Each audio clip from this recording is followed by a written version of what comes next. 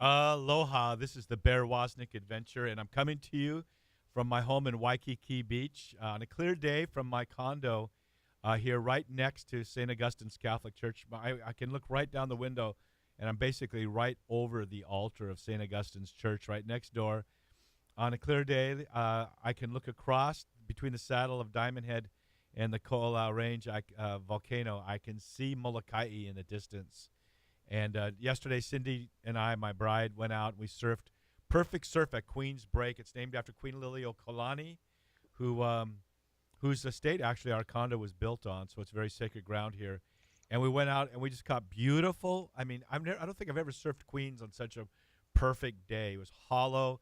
It was way overhead waves rolling through and a real happy crowd out there. And she and I dropped in real hollow, late drops, free fall drops, and then she would get up and turn, and I put her in an overhead lift, and as I'm surfing, I'm looking at Diamond Head in the distance. It was just a beautiful, beautiful day.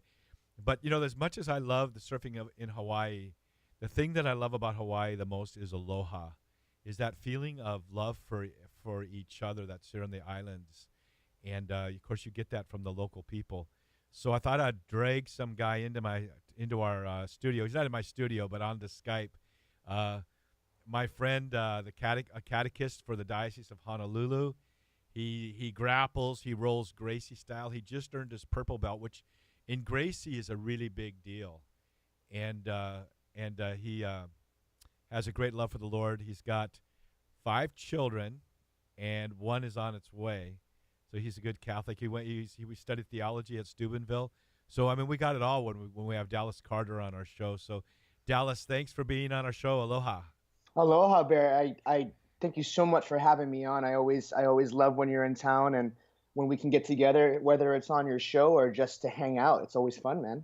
I think we first met at a G.K. Chesterton meeting. Remember that back in the That day? was that was right. I remember that clearly, and I remember hearing some of your insights. I didn't know who you were, but I heard some of your insights, and I remember thinking, I gotta hang out with this guy. You know. And So. you were using big words. Hey, you were too. So you know. But getting to know you there, and then you came when my show I think was just on a couple radio stations. You were one of my very first guests. You and Jason Jones on my show. So That's right. we've come a long way since then. But we're here in the islands, and we're going to be shooting Long Ride Home, season 3. Dallas Carter knows Molokai very well, and St. Damien and St. Marianne. So you'll be hosting. Well, you're going to go with us over there, and you'll be giving us your knowledge. I've been down to Kalapapa Peninsula many times. I used to have a home in Molokai. My dad was a deacon, Oh believe it or not, wow. and I'm a member of the Sons of Hawaii Motorcycle Club Molokai chapter. But I never really made. I would hike down to the leper colony, but I never actually visited it. So this will be really cool. You're coming with us and guiding us and introducing It's us. being down there every single time is just transformative. I mean, no matter how frequently I go, every single time I go, I come back. I come back to Oahu changed, and it's such a powerful, beautiful, but at the same time, because of the story, such a deep place, and so it's always beautiful to be out there and allow the Lord to transform whatever in my heart needs to be transformed. So I always look forward to going. Well, you're down there beneath the highest sea cliffs in the world. And I met someone the other day who is going to be on our show too. Probably meet us down. I think he'll meet us maybe at Kalapapa, the leper colony there. His name is Andrew, and you know that house on the north shore of Molokai. There's only one house, and it sits on a Yeah, cliff. You know what I'm talking about? yeah, I do. Yeah. That's his family. Oh wow. Yeah, Okay. the only way you see that house is if you've flown by helicopter or a. Back when I was flying an airplane, I used to fly a little Cessna past there, and it's a couple 100 feet up above the water. Obviously there's no road. The only way you can get there is by boat, basically, and so it's just the most beautiful setting. It's like every painting in the world that you see of an island, that would be it. But then the reality sets in of living there, and he's moving there with his new bride, and it's his family has that place. So Andrew will be with us. He'll be playing some Awesome. music too. So we're gonna have a good time in Molokai. And like I said, my dad was a deacon there. So Molokai is really a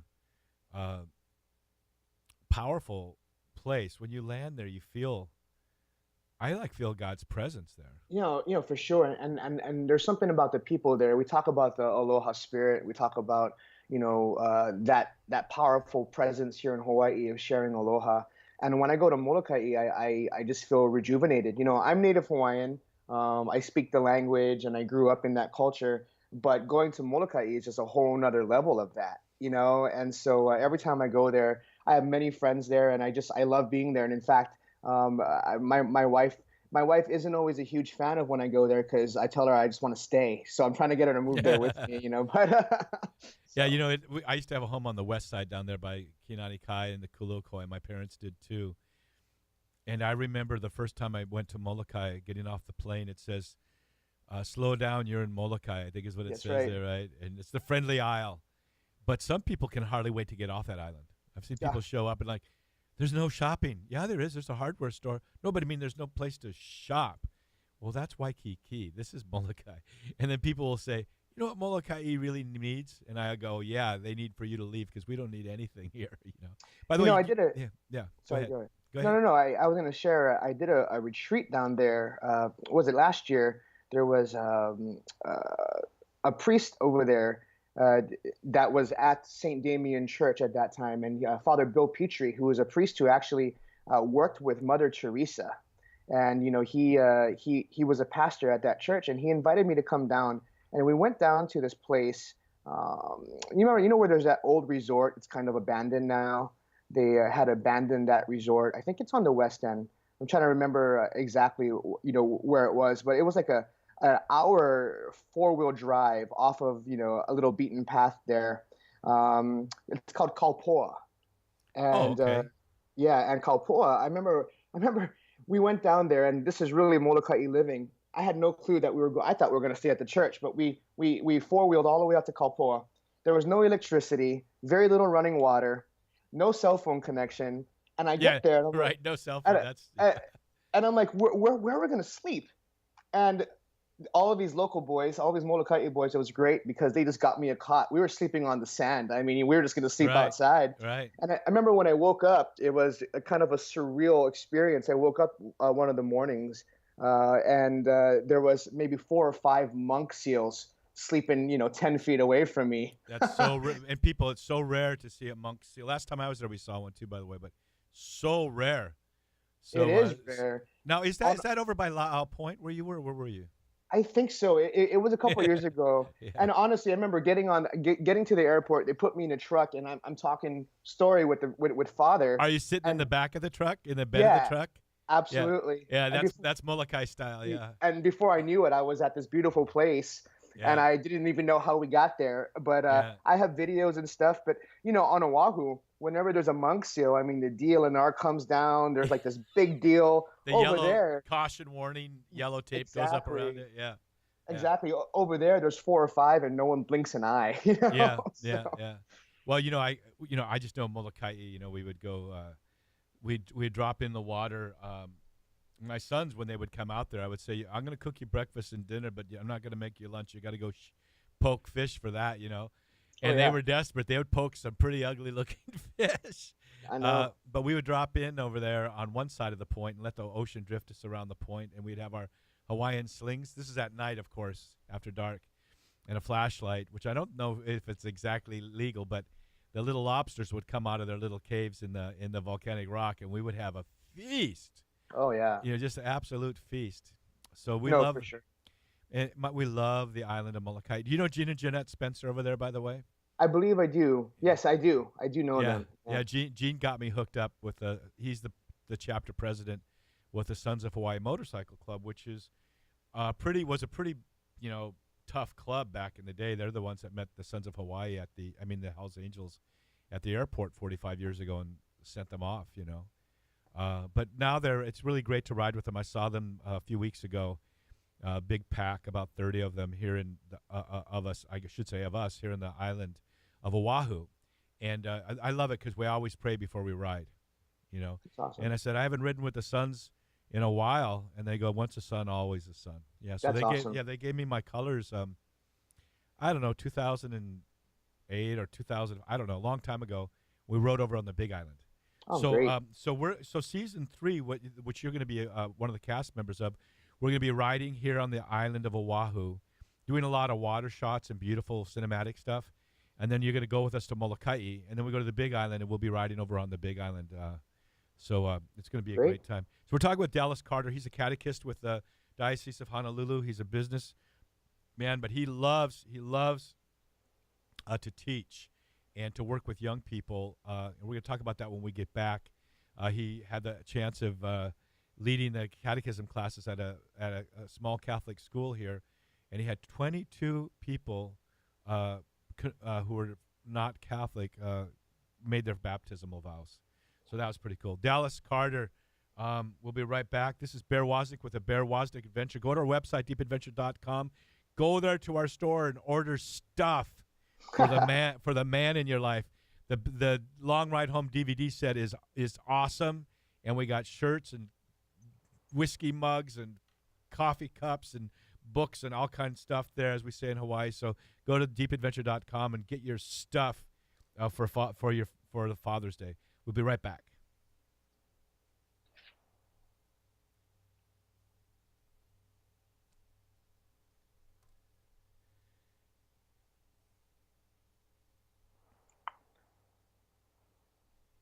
Aloha and welcome back to the Bear Woznick Adventure. This is Bear Woznick, coming to you from my home in Waikiki Beach. I'm a real lonely guy today. My wife flew to San Diego last night, and she's meeting with her best friend, Christy, and they're going to do something radical. They're going to run a marathon over there, that rock and roll marathon in San Diego.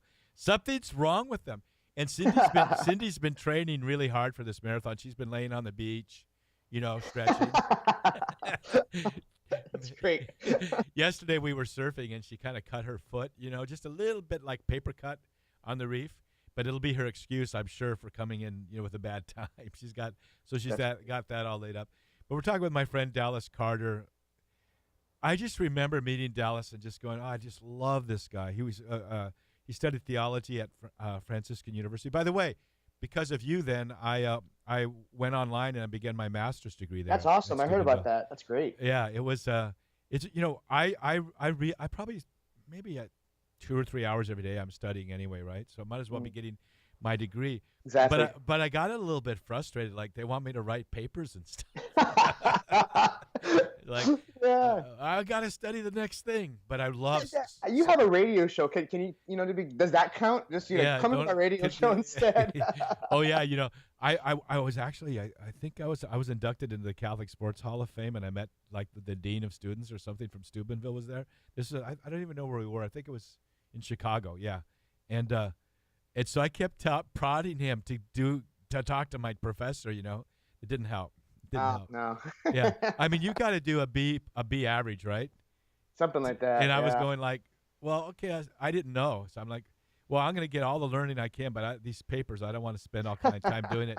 So I got like a C+, and then another C+, and they're like, dude, you got to bring it up to a B average, or you're going to be in trouble. So I'm in trouble. Oh man, the school monitors are after me. Well, I C+. We can work on that, man. There are some things we can do to help you there. But I'll send you my papers so you can write them for me. There you go. Hey, but we're talking with Dallas Carter. And Dallas, I want to talk about this because it's summertime.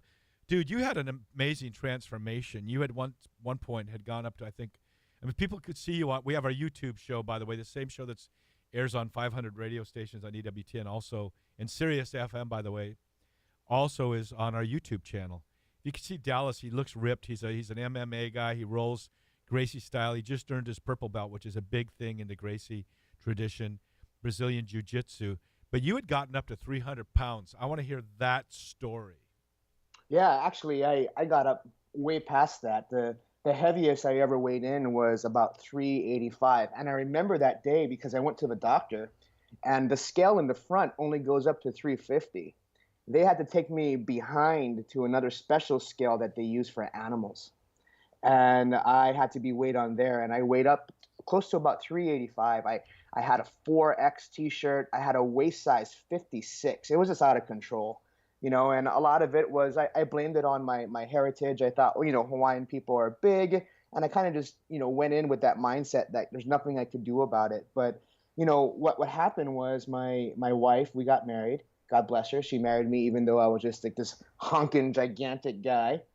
And she was pregnant with our first daughter. And I remember being at the hospital when my daughter was born. And I was the second person to see my daughter. The first was a doctor, and then I was number two. It was my wife's first, so she was out of it. She didn't, quite see the baby right away.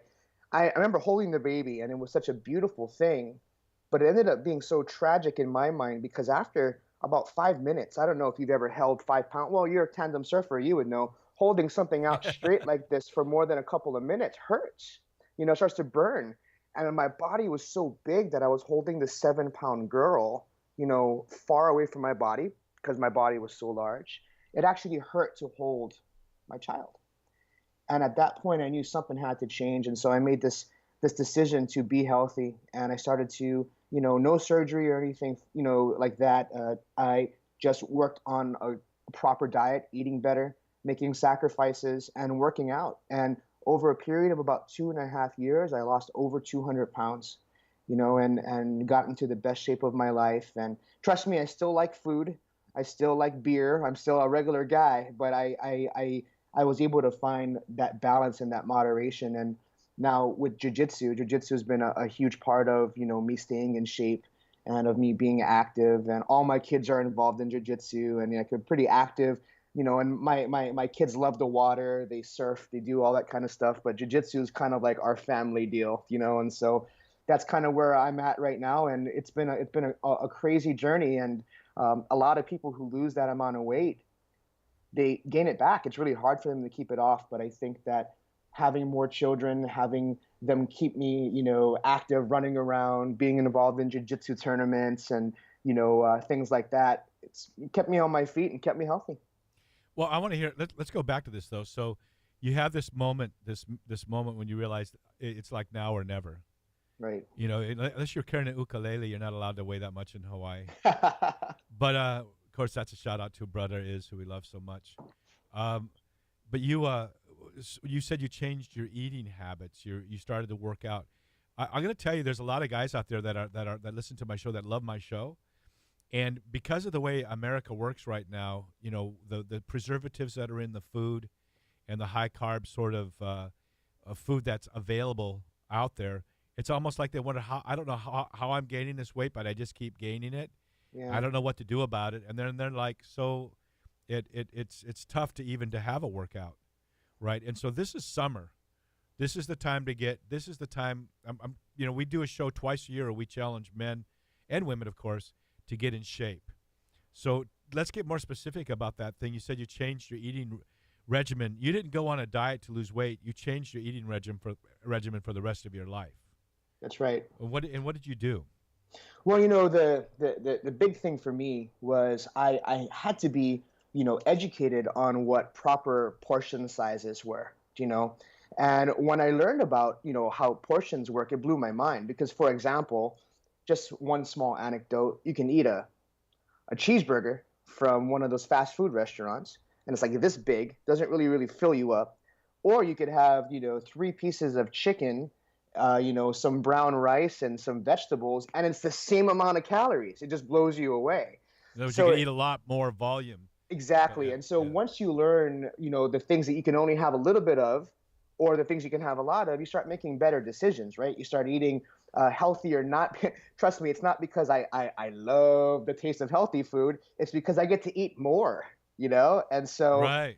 I was able to figure that part out and, feel satisfied, never go hungry. Never did I go to bed feeling like, oh, I'm suffering because I'm not eating or anything like that. I just made better choices. And instead of eating, a Big Mac 4 times a day, I had healthier choices. And so it wasn't just about the portion control. Education taught me, what I can eat a lot of and what I shouldn't eat too much of. And that was the beginning anyway of me figuring out my path to eating healthy.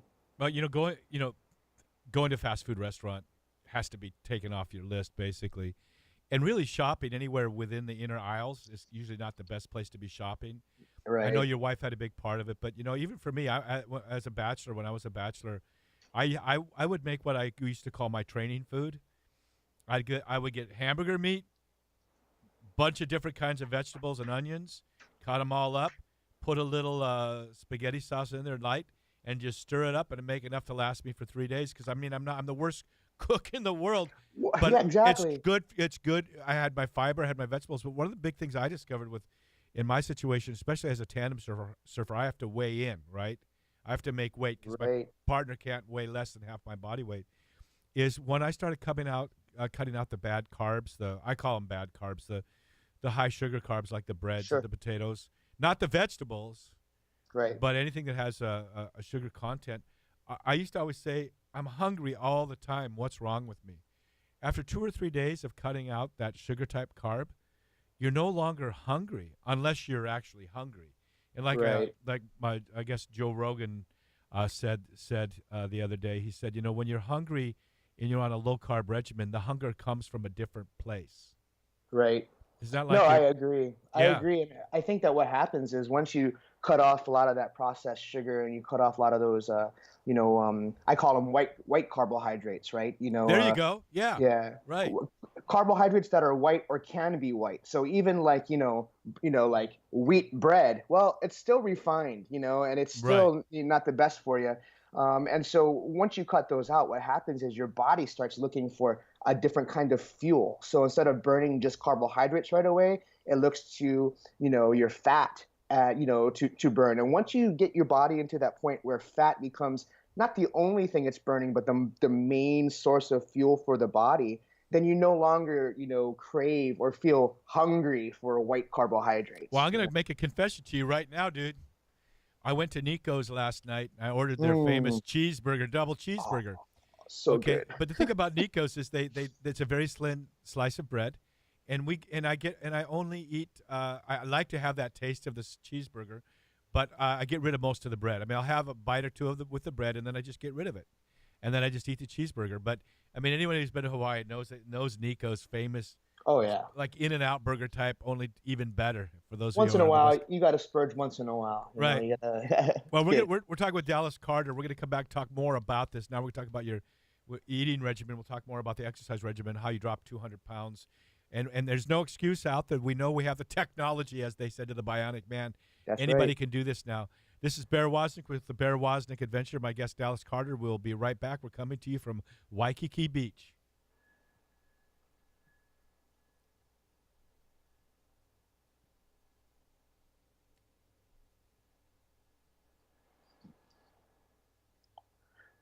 My daughter likes surfing out.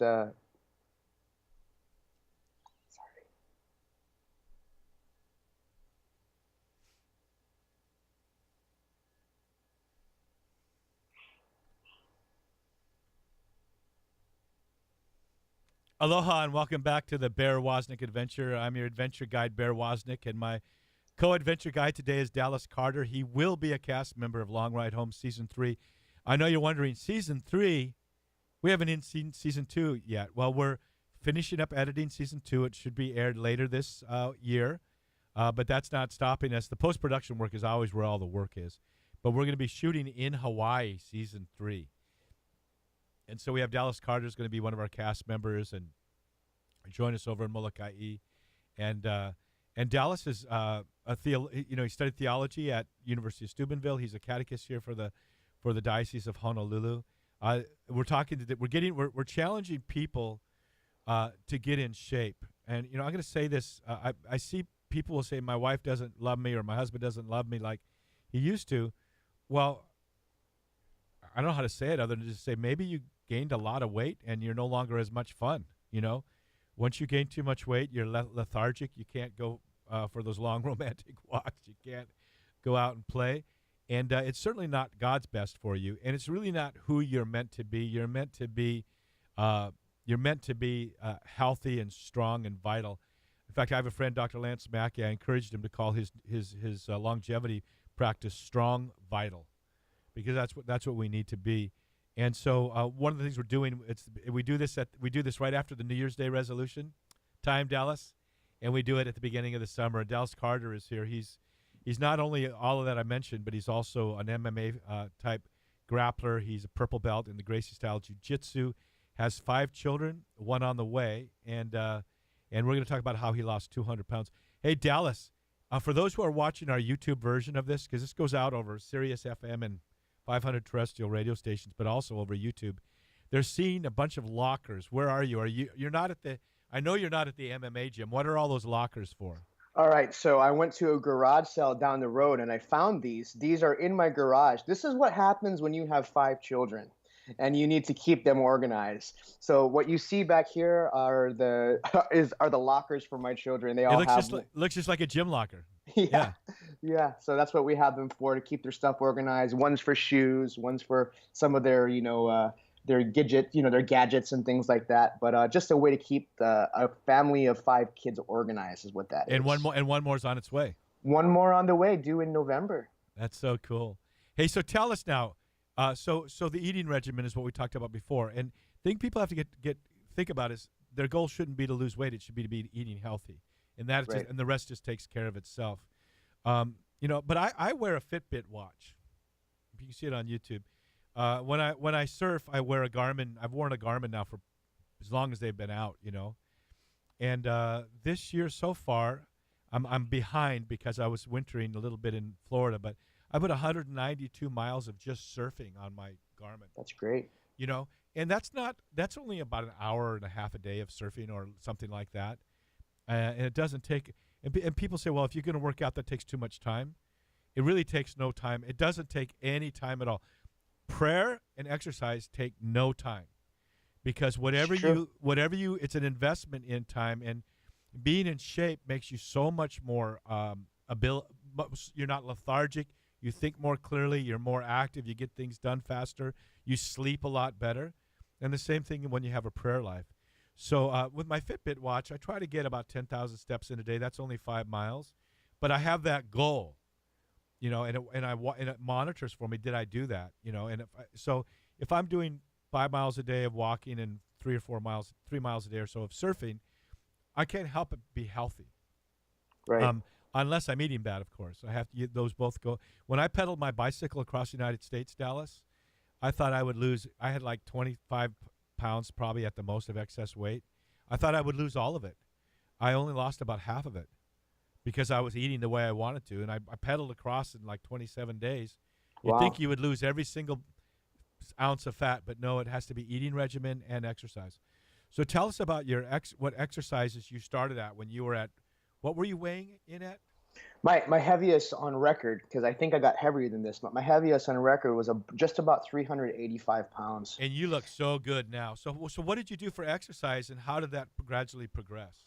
So my friend brought over a video, one of those P90X videos. Those are awesome, but how could you do that? I couldn't. So I remember the very first day, the very first move of the very first video, the guy's like, get down and do as many push-ups as you can. Are you kidding? I mean, I could do one on my knees. And you know what I did is my buddy kept working out because he was already in decent shape. And then I just walked around the neighborhood. I just did whatever I could just to get some movement. And, just like prayer and building virtue, it's just a slow process of doing the same habits every single day. You can't pray for an hour a day if you can't even pray for 10 minutes a day. You know what I mean? You got to slowly build that up. And it's the same thing as I couldn't do a regular push-up until I could do 1 on my knees. I couldn't do 10 push-ups until I could do 10 on my knees. And, over a period of 6-7 months, all of a sudden I could do a whole workout on one of those DVDs. And that was just the beginning. And then here's the key, I think, Bear, and you're a great example of it, is the best way to be healthy and the best way to have a lifestyle, not just lose weight because it's just summer and I want to lose weight just for the summer and then go back and gain it all back. You have to find something you enjoy, something that is healthy, but something you enjoy. You have surfing, you have, you're biking, you have these different things that you enjoy doing. I found jiu-jitsu, and because I love it so much, it's something that I don't even think about the fact that I'm burning 800 calories. In fact, I'm going to go here in a couple hours and roll. And I'm not thinking about the fact that I'm going to burn, 800 calories. I'm thinking about how fun it is to be there and how much fun I'm having, doing what I'm doing. And that's the key, because that's where the longevity of a healthy lifestyle comes in. Something you enjoy, not something you feel obligated to do. Yeah, people will talk to me. And they go, "Dude, you're so strong. You're so strong." And I go like, and they go, what's your workout?" And I go, I don't even like the word work. I just go play. You know. Exactly. Yeah. Stand-up paddle surfing is the best workout possible in the universe. Huge. It's one of the greatest. Rolling is definitely It's really. crazy. But tell me about those first 6 months. I want you to let us live a little bit like the first day, the first week, the first month. Did you have setbacks? How did you get from when you started walking? Did you walk a mile or did you walk a block, or how does that whole progression? It's almost like you have to get a little bit fit so that you can get fit. It's like Right. you got to learn to read, so you eventually you read to learn, but first you got to learn to read. Yeah. You got to start a little bit of a fitness so that you can get in shape. Yeah. So what I did was this: is in my garage. If my computer's kind of stationary, but if I were to turn it around, I could show you where I used to have this big whiteboard. And on that whiteboard, I remember all I wanted to lose in the beginning was 50 pounds. I'm like, this is a gargantuan task. So instead of saying I'm gonna lose 200 pounds, I had to set a goal. It doesn't work when someone's like, I'm gonna lose weight. Well, what? How much? I mean, what's your deal? Like, what do you want to do? You know. And for me, this is at this point, I had to lose weight specifically for my health. It wasn't just being healthy. I had to lose weight because I was so heavy that it was dangerous, you know? And so I had a goal on the board, and that goal was 50. I just had this number on the board, and I would weigh myself every single Monday morning. And I would, if I lost 2 pounds, I'd go up to that 50, I'd erase it, and I'd put 48, right? I had a goal. I had this thing at the end of the line that was my goal. Kind of like when you build virtue, your goal is beatitude. Even if you never get to beatitude, building those virtues along the way help you in your spiritual life. And so I had this number, and I focused on that. And I would walk, I would eat right. My friends would come over. I'd do as much of the workout as I could. I didn't really focus on I have to do this. I just did as much as I could, and I stayed disciplined. I was consistent. I did what I could do 5 times a week. It wasn't 7 days a week. I took Sundays off, and Saturdays I usually would go out with my family, swimming or doing something like that. But 5 days a week I had a regimen, and I stuck with it. And then after 4 or 5 months of just sticking with a regimen of doing what I could, I ended up getting that 50 down to a 0.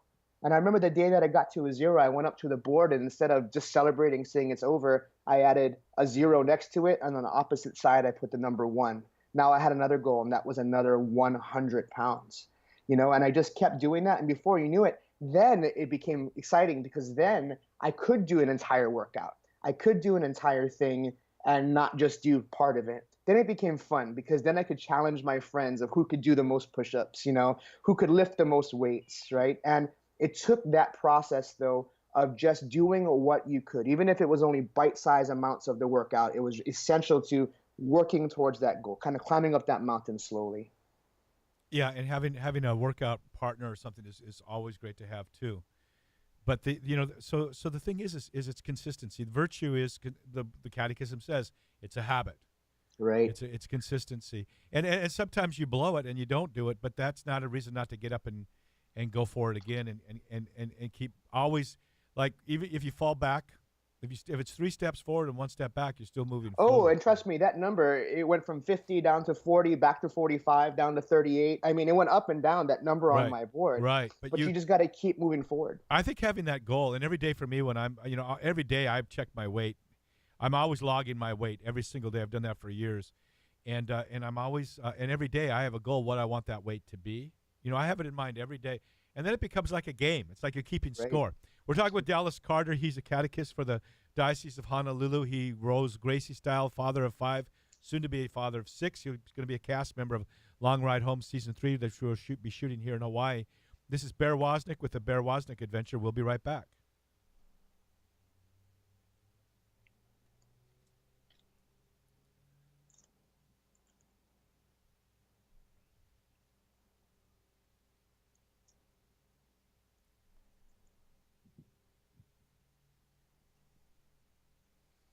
Aloha and welcome back to the Bear Woznick Adventure. Our guest today studied theology at University of Steubenville. He is Gracie style grappler. He's going to be rolling later today. But if you don't know, Gracie style rolling is when you hit the mat and you're actually doing some jiu-jitsu fighting. So here's the question, Dallas. How good is Jason Jones really when he rolls? So Jason is a legit Thai fighter. He is phenomenal stand-up, and he can roll too. We're gonna get together later on this summer and work on some ground game. He's asked for my help a little bit on some things, but if you look him up on YouTube, he has some legit fights. That guy can kick. Do not get kicked by Jason Jones. I know. Dude, his kicks. He could do probably a spinning crescent kick over my head. But he represented the United States. I know over in Japan at the big international. I forget what it's called, but it's a full contact type situation. But we love him because he's just so vitally involved in the pro-life movement, right. But he's one of our brothers here in the islands. Absolutely. So he's going to be. We're going to be. He's a cast member too. So we'll be joining up. What were you going to say, Dallas? No, it's great that Jason goes around the world protecting the unborn, fighting for life from conception until natural death, and he's all over the world as you are doing things. And it's great that when he comes home, we just get together and watch some MMA together. Have a beer, just hang out. Yeah, it's just great. His sense of humor is amazing. He came down to Waikiki Beach over Memorial Day weekend with his keiki, and it was so cool. And his beautiful wife Alexandria. And it was so cool because we took his kids out surfing. Have your kids been surfing? Yeah, no, my daughter's quite a surfer. In fact, one of her favorite spots is actually not too far from Queens. We actually go a little bit to the left down to Publix. And, really? Yeah, and we go maybe especially during the summertime. We're there almost every Sunday. Right after Mass, we all head out there. We have a barbecue, and the kids go out and surf. And we're not a gigantic surfing family, but if you live here, it's part of your life. Surf. Yeah. So a lot of the kids now, they have these spongy surfboards. Yeah, those wave storms, they're great. They are awesome. I know my son Jeremiah. He surfed 80-foot surf. He got towed in by Crazy Todd Robertson. 2007, the biggest surf in, they say, 40 years. He rides huge waves, right? But he's all excited about this. What is it called? The wave surf? Wave storm, I think it's called. Yeah, he goes to the sandy, not sandy beach, I forget where, but the sandy beach breaks, and you can ride a surfboard there. You don't have to use fins to kick with a boogie board. You can paddle in, and then if the board hits you in the face, it's probably not going to kill you because it's spongy. That's right. Yeah. But that's so. Hey, next time you come down, let us know. This Sunday I won't be because I'm doing my oblate profession up at the monastery, but. Yeah, the next Sunday maybe we can hook up with you. Yeah, guys. I think Jason might be actually up at the Oblate. Jason Jones might be. He's speaking at at mine. Yeah, just coincidentally, but it was so cool taking his sons out and seeing them catch their first waves, and it was just awesome. That's great. Okay, so let's talk about. I want to change the subject. We've been talking about your weight loss, and in the summer, and that great. The change in lifestyle. You look so vibrantly healthy now. Thank you. Just like I wouldn't want to roll with you, for example. I wouldn't want to. Hey, did you know I was trained in ninjutsu by Master Stephen Hayes? I heard, and I heard you're a black belt too. That's pretty awesome. Yeah, I got a black belt. No, I trained in a lot of different martial arts, and I also used to roll every. With ninjutsu there's a grappling element to it, but we used to roll Gracie style too. I used to work out with Andre Derazin here. But yeah, just wasn't my. I just got tired of my neck hurting all the time. Yeah, no, I got you. Yeah, actually, I had got kind of a paper cut, so I had to stop. But no, I love Andre and love the Brazilian element here in the islands. Tell me about your recent work at you're up at the St. Michael's Catholic School. It's up by the monastery. It's up on the North Shore. First of all, you weren't working in a Catholic high school or in a Catholic school, and you became, I guess, dismayed that they weren't being true to the magisterium. Tell us about this whole thing. Yeah, so I've been teaching for the diocese for quite a while for the Diocesan Office of Religious Education, but I was also a school teacher for many years, and even though I loved the schools I was a part of, the principals were great. I just, in general, I was, kind of disillusioned about the Catholic school system. I've heard, I think it's attributed to Bishop Sheen He said, if you want your kids to have their faith damaged, send them to public schools. If you want them to lose their faith, send them to Catholic schools. And it's because of the fact that, the lack of catechesis, we have slowly but surely kind of fallen away from delivering the fullness of the faith. And I was disillusioned by that. I said, you know what? I'm going to teach for the diocese, but the Catholic school is just not my thing. Well, anyway, one of my dear friends, who is a wonderful musician, he's, for the diocese even, he's Bishop Silva's, one of his private musicians for some of the liturgies he does. He was asked to be the principal at this very small, country school out on in Wailua called St. Michael's. And when I heard he was going to be a part of it, a brother of mine, really, I want to be a part of that. So we worked out a deal where I'd come in just, twice a week. It wasn't a full-time thing. I run businesses. It's hard to pay for a mortgage here just being a teacher. But I ran some businesses and I wanted to go teach twice a week. And in a period of just one, half a school year of a school of 85, we had 22 people who wanted to enter the Catholic Church. 22 students who on their own, it wasn't a question where we said, who wants to become Catholic? Who wants to be baptized? It was just a process of teaching them the fullness of the faith, teaching them about how awesome the sacraments are and about how awesome the Eucharist is, the real presence of Christ. And we had 17 of those students who were not baptized, weren't, any form of Christian, and they asked on their own if they could become Catholic. And so earlier this year in April, right after the Easter, I think it was the week after Easter, Bishop Silva himself came down there, and we had 17 students baptized in one day, 17 students baptized into the Catholic faith. And then we had 5 others who made either a profession of faith or, were received fully into the faith based on whatever sacraments they did not yet have. And it was just an amazing thing. And the thing that school does that I'm so proud of, and I want people who are watching this to know, is there are schools, and we're one, even if we're out in the, near the monastery, kind of out in the country there are still schools out there that are Catholic first, And yeah. And it seems to me like that the churches that are really thriving now are those that are true to the magisterium of the church. Absolutely. They're not watering it down. They're right now I teach from the catechism every morning. I don't know if you know I do that. I've been doing it for well over a year and a half. Awesome. And we read it line by line, and we take our time. We're a little over halfway through now, but we're getting into some pretty chewy subjects now, like the moral acts and things like that. And the catechism doesn't water it down. Why should we? So go ahead. No, but you nailed it on the head, Bear. People, young adults, young people, what they want is truth. They want it. It's attractive. And if you give it to them, it's not too hard for them to handle. Just give them that truth.